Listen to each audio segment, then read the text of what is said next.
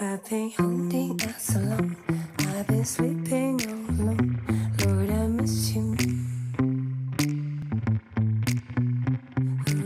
Hello， 大家好，我是卡卡。今天想跟你们分享一下我自己经常戴的几个小众首饰品牌。首先呢，就是我最经常戴的首饰品牌叫 Missoma， 他们家的各种各样的金链子都是我的菜，看起来都很夸张，但真的都是造型神器。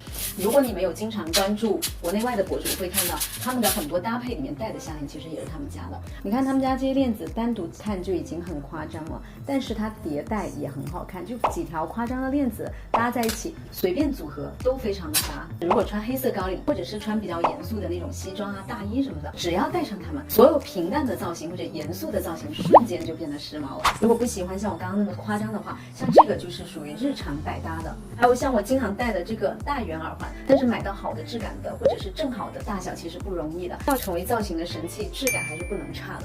Missoma 整体是那种比较现代时髦的风格，适合现代简约风的衣服。下面要说的这个牌子呢，就是 Pitti-Pala， 是一个西班牙的牌子，精致优雅的风格。这种细长的耳环已经算是他家比较夸张的款了。亚洲人我们的脸都会稍微的圆一点嘛，这种线型呢，就是可以拉长整个脸的那个视觉。可能跟 Missoma 比，你们会觉得它已经非常的含蓄了。他家的做工真的很精致，都是这种天然的宝石、彩色的宝石拼在一起，颜色也特别的温柔。不想自己好像看起来很夸张，但是又想有一点点不一样，那就可以试试这种小耳环。动起来的时候，它会有一点点那种闪闪闪。他家最大的爆款。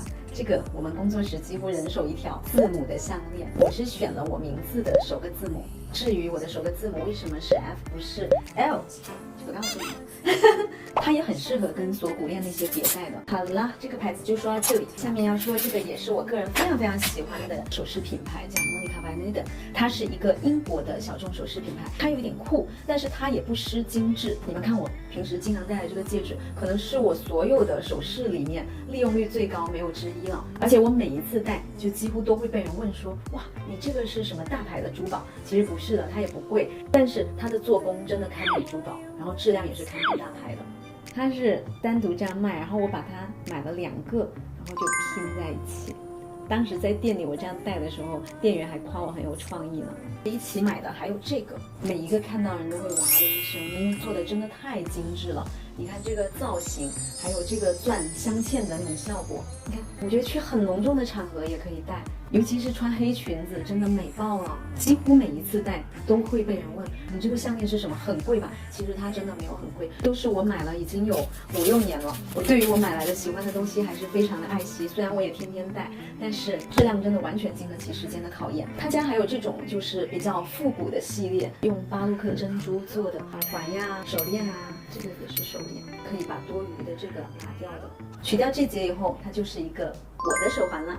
然后它的黄金系列呢是偏比较浅金，所以呢看起来不会那么的尖声夺人，就是有点含蓄。虽然是圆耳环，但是并不是没有设计感了，它其实上面有很多不规则的这种手工的效果。他家也有出这种蛇骨链，然后它很贴心，它是可以自己加这种吊坠的，加上巴洛克珍珠呢，就是另外一种感觉。你也可以自己搭其他的吊坠，可以自己自由 DIY。说完了它，再来说另外这个牌子，这个牌子呢叫做 Round Face， 大家应该也是对这对耳环很熟悉了吧？我可能戴了有100次了吧，因为它真的很百搭，而且存在感很强，基本上见过就不会忘记它了。几乎全是这种表面不规则的曲线型的设计。那像我戴的这个戒指也是他们家的，我经常开玩笑说它是魔戒，因为它看起来真的细节非常非常的赞。它的金属部分是用这种天然的雕蜡手工制成的，有这种肌理感，上面都会镶上这种彩色的琉璃石。这个耳环上面有3个不同颜色的琉璃彩石，也很特别，看起来都有一点点的复古，就是 vintage 首饰的那种感觉。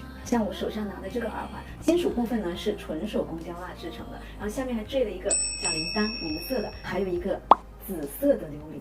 这个呢就夸张一点，也是肌理感，然后上面是一些像小葡萄这样的东西。